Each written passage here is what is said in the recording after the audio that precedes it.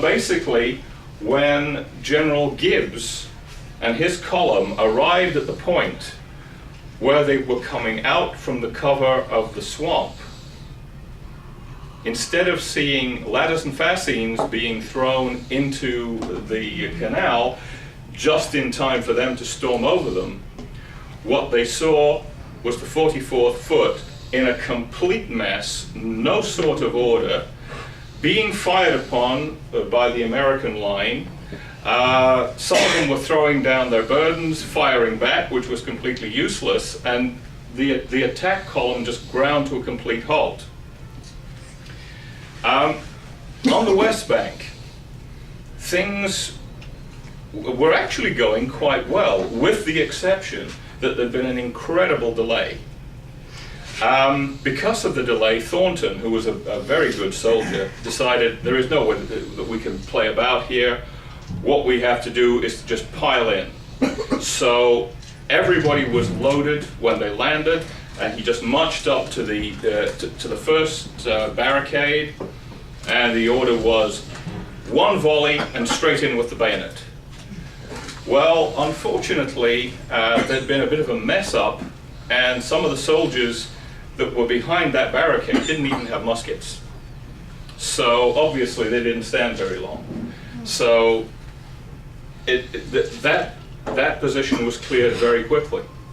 They then reloaded, marched as quickly as they could to get to the second barricade. But as they were marching there, obviously things had not gone the way that was expected. So the Highlanders were ordered, get over to the field, to the other side of the field. The West Bank batteries are still firing at you, so throw your weight in with Gibbs. When they arrive at their position, not only do we have the 44th being shot apart and creating this logjam, we also have the logjam of the stalled column of General Gibbs. Then the 93rd can do nothing other than halt.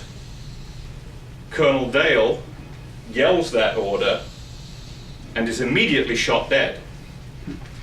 So we now have a column with its flank towards the enemy being shot apart, with nobody realizing that the fellow who is supposed to give the other orders to move, deploy, do something is dead. And so this goes on for a good 10 minutes with them being shot apart, and they had one of their greatest compliments given to them by the American troops, who said that they stood there like a brick wall. That whenever anybody went down, they just redressed the line, everybody filled in, so there were just dead bodies, but the ranks kept filling in as if they were on parade. One of their proudest moments, in some ways. Ironically, on the other end of the line, the battalion of detachments that's been put together, basically all the light troops, the light companies from the various regiments, under Colonel Robert Rennie, has not only attacked the brick kiln, they've got in. They've got behind it. They're actually attacking the American troops behind the line. But the rest of the column, the 93rd, which could have maybe exploited this, are off marching across the field. So they are immediately counterattacked by the U.S. 7th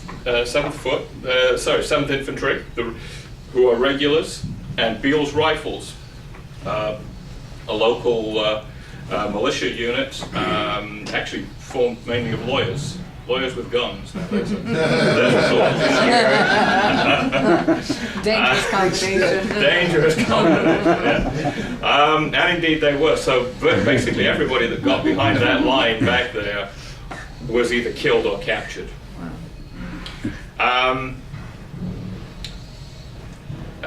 General Gibbs rode to the head of the column, could see exactly what had gone wrong, and according to accounts at the time, yelled, Colonel Mullins, if you're alive at the end of this, I'll see you hanging from one of those trees," and was immediately shot dead.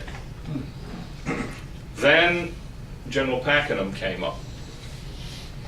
He is supposed to have muttered, "Lost for want of courage," and then decided to lead the 93rd forward. So he was having them move on the American line to see if they could get over without the ladders and fascines. He is hit by a blast of grape shot.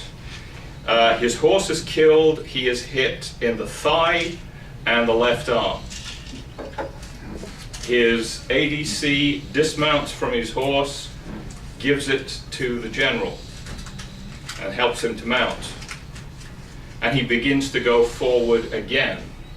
He is hit again by grape shot, and this time he is hit in the leg again. He is hit in the right arm, and 2 bullets go through his body. One severs his spine. So he was not killed by a rifleman. He was killed by musket balls, but musket balls in the cannon, as you know. Right. You use grape shot or canister, it turns a cannon into an enormous shotgun.